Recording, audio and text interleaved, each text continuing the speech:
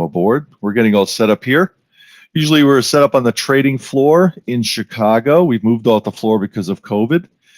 Saul is your host and mentor. Saul's a 25-year veteran of the trading pits in Chicago.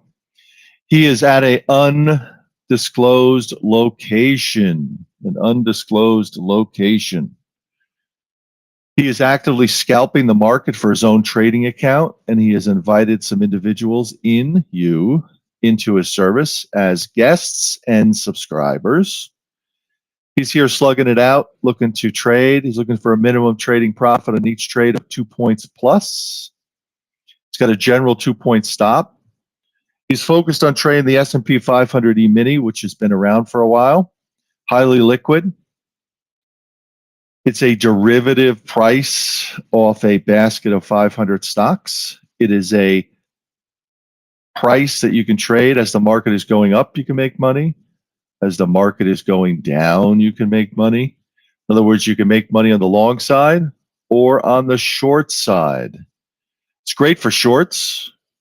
You know, I know when individuals trade stocks, a lot of times you get caught up in the concept of pattern day trading and all sorts of restrictions. You have to borrow stock to short it. You got to get permission. You have to, only there's a basket of stocks you can trade. The other thing that is interesting, and I don't know if anybody's really talked about this, and we should probably have a session about it, is that I believe, and we could prove it out, is that there is tax advantages to trading the S&P 500 E-mini that are a little better suited than those for other instruments. There was years in there where there was I think it was a senator or a congressman from Chicago that set up a pretty good tax opportunity. But I'm not a tax man. Don't pretend to be a tax man. But I believe that there's some opportunities there based on being able to write off your business, various pluses to being able to be set up from a tax advantage point of view. But again, not tax advice, not legal advice, okay? So for those that are joining us, if you are new to trading, we can help you get set up with a trading platform and charts so that you can be set up to be able to practice trade. I always say practice trade until you're good enough at this. Practice against real-time data, in other words, real-time market change and action based on, in this case, the S&P 500 E-mini. We can point you in the right direction. We can help you get set up. Hey, Don, welcome aboard.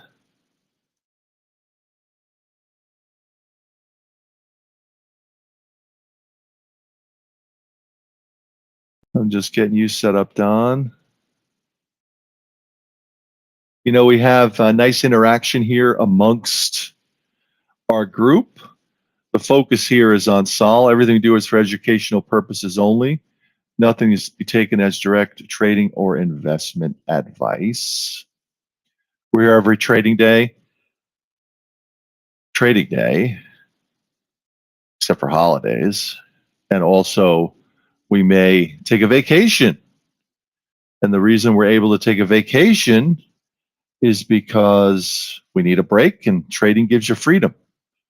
The idea based on this service is that we look to trade about 2 hours and 15 minutes a day, morning session only, and be done for the day. But we don't have to think about it anymore. We've gotten good enough to be able to, or you've gotten good enough to be able to do your 2, 3, 4, 5 trades. Could be done in the first 2 trades. Bank a couple $100. If you are good at this and you bank your couple $100, you have the ability to raise your contract size from 1 contract to 2. And now, from a consistently profitable point of view, you've made more money. And having made that money is what? You're done for the day. You've come to your screens. You set yourself up in your business. and you're able to go to your screens and extract money into your account. If you're looking to pass your combine, great. If you're already set up, you're making money in it. If you have your own trading account set up with your own risk capital in it, that's great. You've made money in your account, and you don't have to risk yourself anymore for today's trade. And you can go off and do your hobby, whatever it is. Spend time with who you want to spend time with. Don't be pinned to your screen all day. Now, if you decide to make your money and then socialize with those that are in your social circle of trading, that's great. But you don't have any pressure. You're done for the day. And then you come back the next day and you look to do it again. And that's interesting, because that's what I believe trading gives you, is freedom. Freedom to be able to have a set of screens, if you have a set of screens, a laptop, be able to concentrate, understand. You know, one of the things that just Saul's just ready to come in and take over. You know, the levels are great thing to have. You can see if they're good, write them down when he gives them out, learn to load them into your software. You need help, I'll let you know, we'll let you know how to get that help. You can get that help right in Saul's coaching sessions. And actually, let me post that. Didn't put that up today. Let's see if the discount's still there. Again, if you get the discount, you get to keep it. So don't hesitate to get the deal at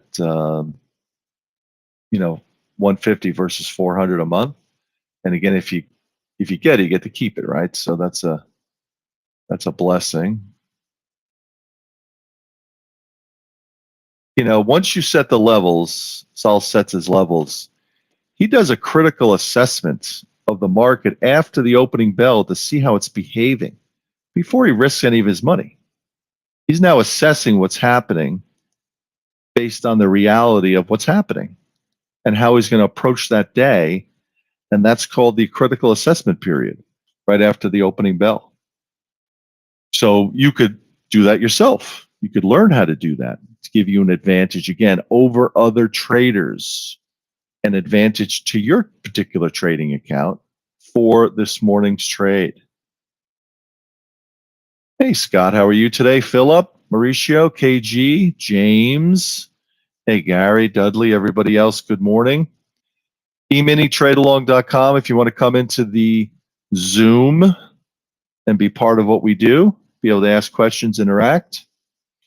And again, I can't stress it any further, that if you like what we're doing here, tell your friends. Hey, Donnie, you there?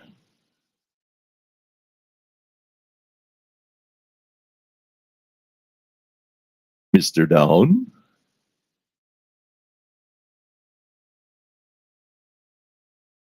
Well, he's got to be doing something in the background there.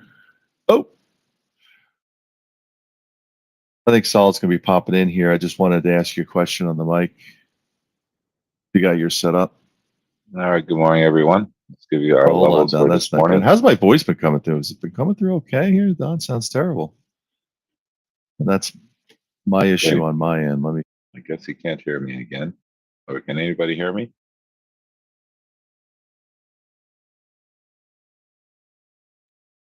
Okay.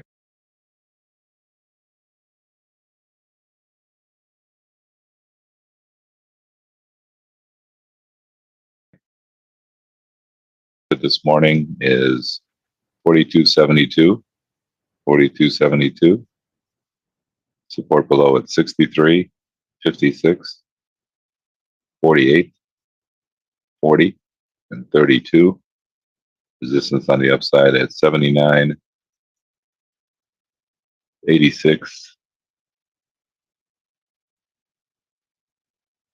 94, 43.01, and 07. Pivot 72, resistance at 79, 86, 94, 43.01, and 07.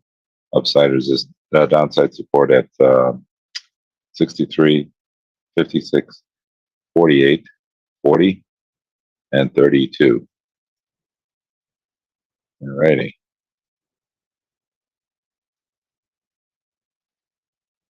All right, welcome to some of the new folks that are here. We are trading mini S&Ps. We're looking for opportunities to scalp the market based on the levels we just gave out, in addition to any price action opportunities that might occur. Combination of both of those gives us our setups to trade for the day. And we're looking for about 4 to 5 trades on average on any given day. And we also focus more on the morning hours to give us our opportunities to trade. That way, we kind of stay away from the afternoon stuff that sometimes gets us in trouble.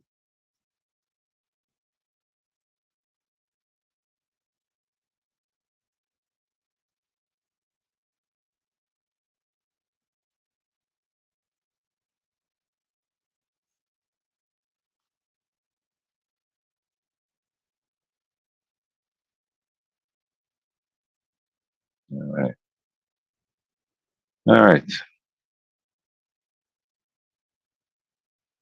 So our pivot again is 72, resistance at 79, 86, 94, 4301, and 07.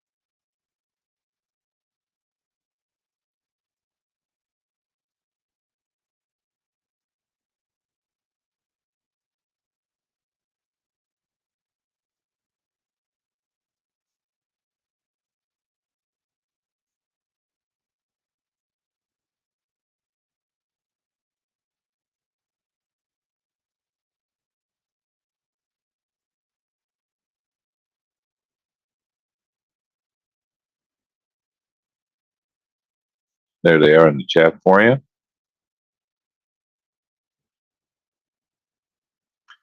VIX is trading solid 14 handle, 14 and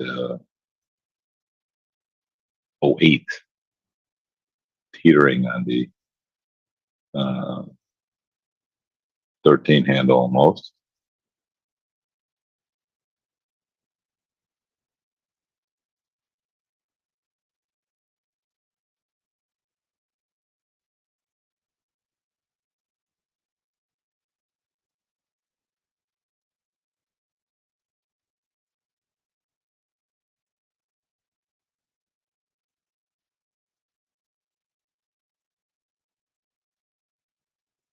All right, they're just range bound here, as you can see over here over the last few hours, how tight the ranges have been. And again, it gets that way, especially when there's no real news to hit the market. We did have actually initial claims come out this morning. Initial claims that we're expecting, I think, let me see here, get you a number here for sure.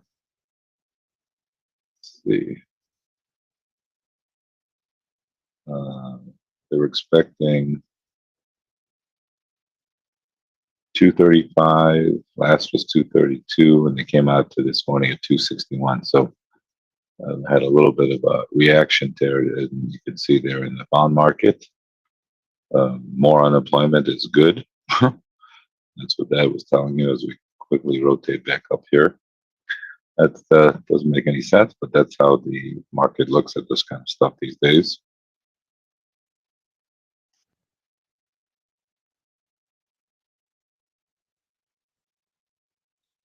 And that's why you had a little bit of a jump up there in the bond market, and they sold off pretty good yesterday.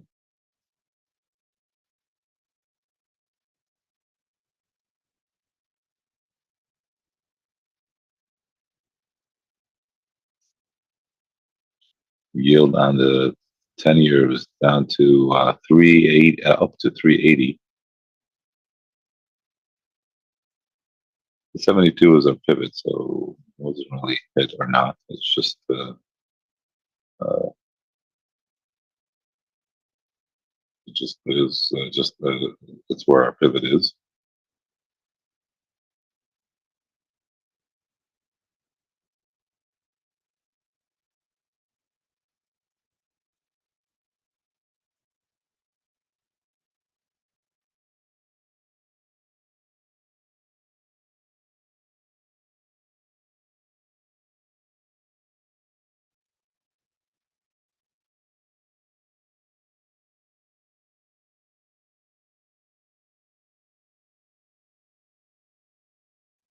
All right. So we drifted. They were kind of drifting around here. Got up to 77.5 up there.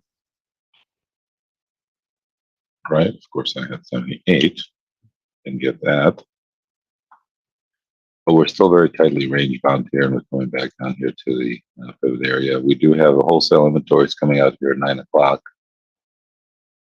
See if that brings us anything. And yeah, but as far as news is concerned, and wholesale, there's not really a big number, but we'll see what happens.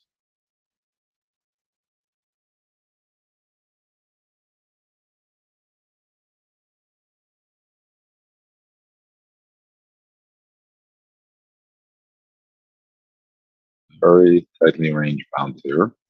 And again, this is what happened. More bank difficulties could be laying ahead, according to Treasury Secretary Janet Yellen, who cautioned that lenders may feel pressure from weakening commercial real estate market. The demand for office spaces. We've seen such a big change in attitude towards remote work has changed, and especially in an environment of higher interest rates, she declared. However, Yellen believes banks should be able to handle the pressure despite the near-term pain, adding that the stress tests show that they have enough capital to weather any commercial property fallout. Earlier, Berkshire Hathaway vice president sounded the alarm on the sector, given banks' vast portfolio of bad commercial property loans. We're coming back up here to these interim highs. So we'll see what it wants to do up here. We have 79 there as a little bit of resistance up here. Again, all we're trying to do is have opportunities to scalp the market. If the market gives us those opportunities, we try to be patient and wait for the opportunities to get triggered. Got right up to that 77.5 again. So be a little bit careful now if you're more risk averse against the 79.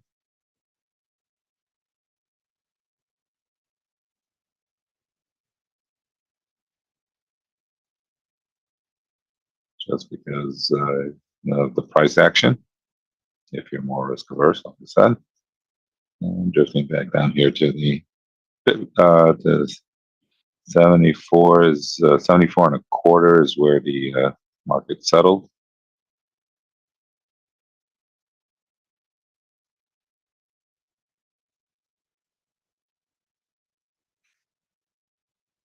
Just kind of range bound still, so kind of going nowhere fast.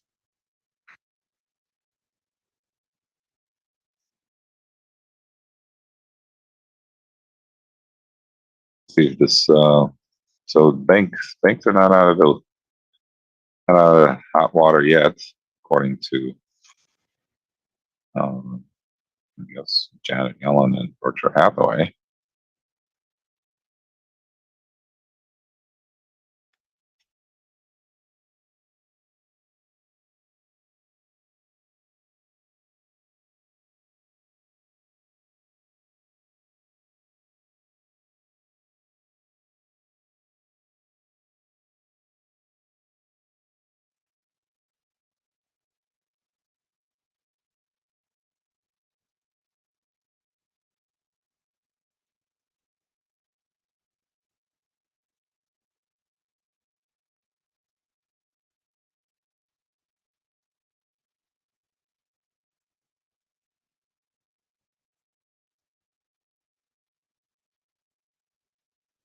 Now we're just coming back down here to our pivot area. Very, very kind of quiet little trade. Just missed our upside resistance there at 79 by just that little bit. And if anybody has any questions, feel free to ask in the chat.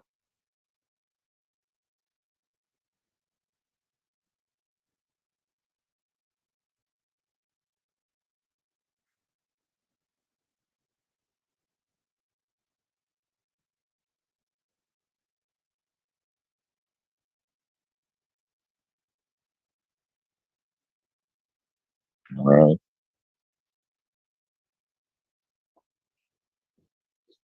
All right. So a little number coming out here at 9 o'clock, top of the hour, wholesale inventories. And really, nothing else. Nothing else to really do anything with.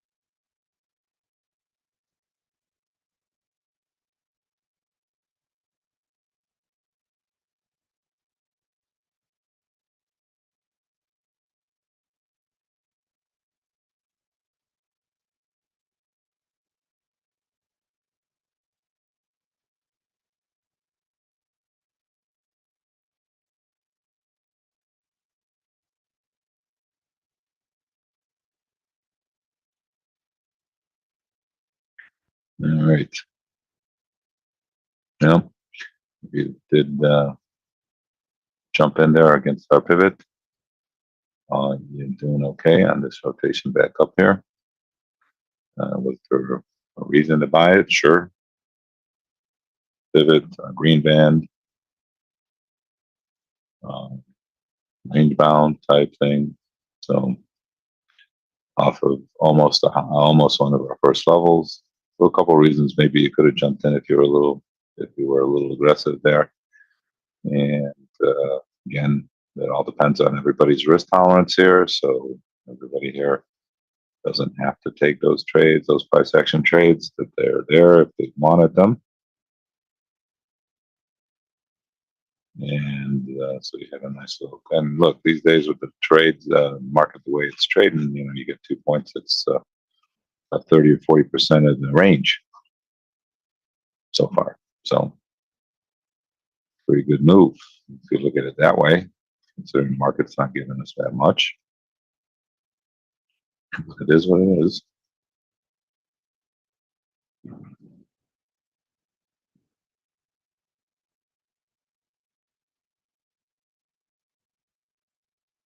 right. We'll see what this number does here, as we're still kind of range bound there a bit.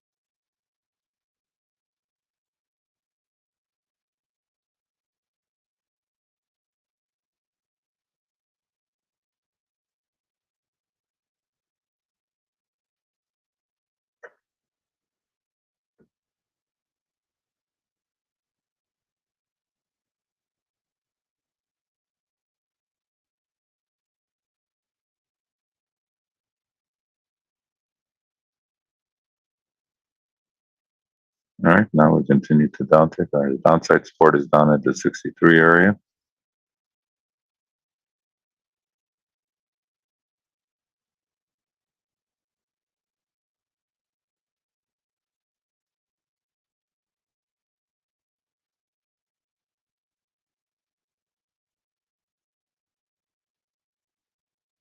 Yeah, all we're doing is pretty much coming down to uh, bottom of this range here, but we're looking at the 63 as a low support.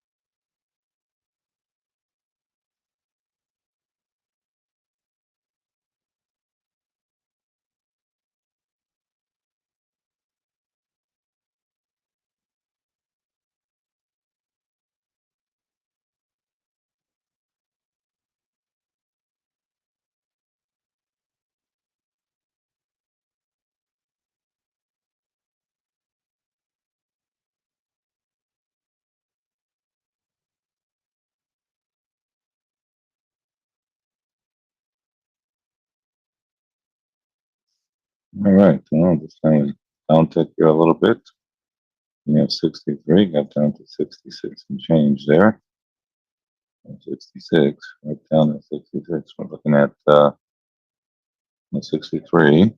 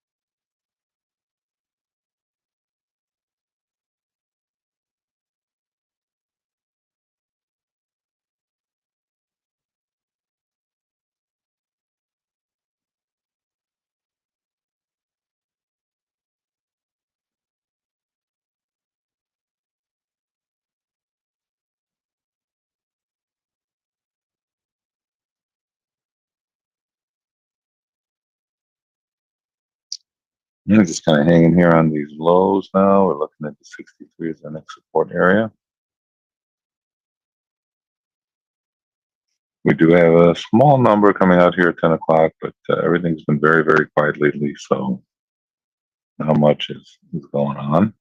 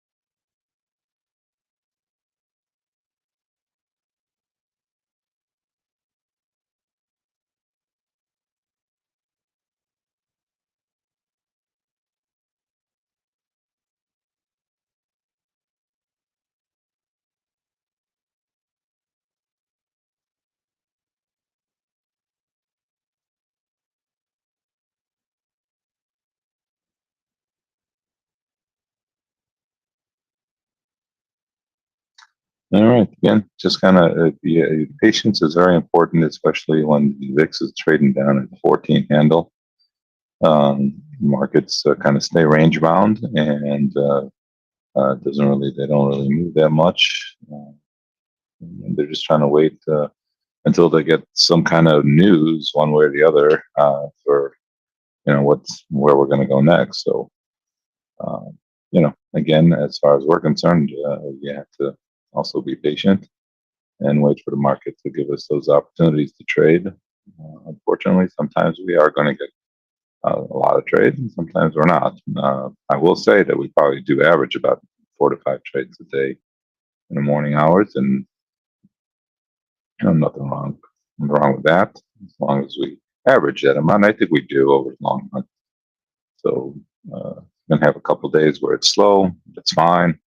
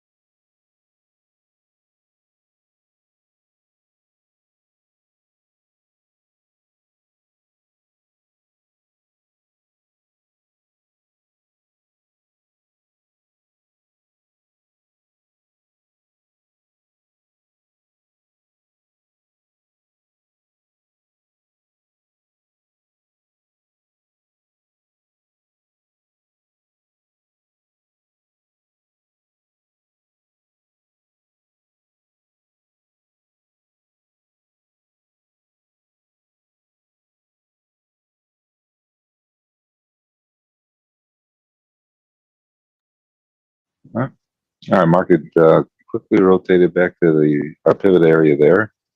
Came off. We're looking at the 63 area down here as a little support.